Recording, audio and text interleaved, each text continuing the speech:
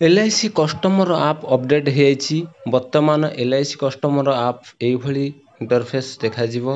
ତ ଯଦି ଆପଣ ଇନଷ୍ଟାଲ୍ କରିନାହାନ୍ତି ତାହେଲେ ପ୍ଲେ ଷ୍ଟୋରକୁ ଯାଇ LIC କଷ୍ଟମର ଆପ୍ ଟାଇପ୍ କରନ୍ତୁ, ଇନଷ୍ଟାଲ୍ କରିଦିଅନ୍ତୁ।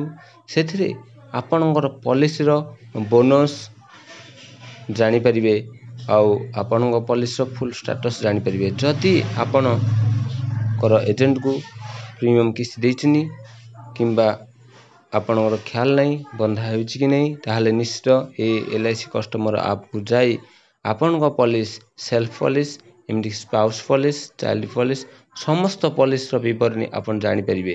ସେଇଟା ଯଦି ଯିବେ ଆପଣ ପେଡ୍ ପ୍ରିମିୟମ୍ ଷ୍ଟାଟସ୍ ଚେକ୍ କରିବେ ତାହେଲେ ସେଇ ରସିଦ ସଫ୍ଟ କପି ବି ଆପଣ ସେଠାରୁ ପାଇପାରିବେ। ଆଉ ଯଦି ଆପଣଙ୍କର ଲୋନ୍ କରିଛନ୍ତି, ଲୋନ୍ରେ କେତେ ଆମାଉଣ୍ଟ ଆପଣଙ୍କର ଇଣ୍ଟରେଷ୍ଟ ହେଇଛି ତାହା ବି ଜାଣିପାରିବେ। ଆଉ ଯଦି ପଲିସି ଆପଣ କେତେ ସମୟ ବନ୍ଦ କରିଛନ୍ତି, ଚାଲୁ କରିନାହାନ୍ତି, ଚାଲୁ କରିବା ପାଇଁ କେତେ ଟଙ୍କା ଦରକାର, କୌଣସି LIC ବ୍ରାଞ୍ଚ ନ ଯାଇ ଆପଣ ଘରେ ବସି ଏହି LIC କଷ୍ଟମର ଆପ୍ରୁ ଜାଣିପାରିବେ।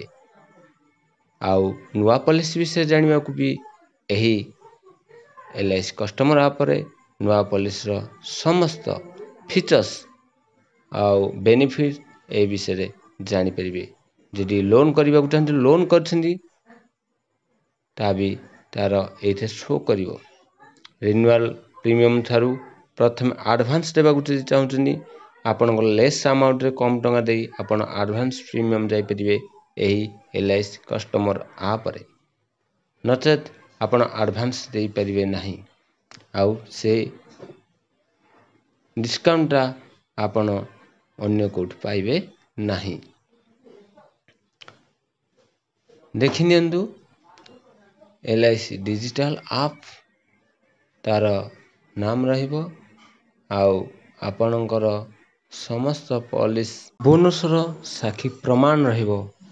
ଆଉ ଅନେକ ଗୁଡ଼ିଏ ବେସିକ୍ ସର୍ଭିସ୍ ଅଛି, ଆପଣ ଦେଖିନିଅନ୍ତୁ। ତା ଭିତରେ ଆପଣ ସମସ୍ତ ଅପସନ୍ ଜାଣିପାରିବେ ଆଉ ସେ ବିଷୟରେ ଜାଣିପାରିବେ। ଯଦି କୌଣସି ଡାଉଟ୍ ଥାଏ ତାହେଲେ କମେଣ୍ଟ କରନ୍ତୁ।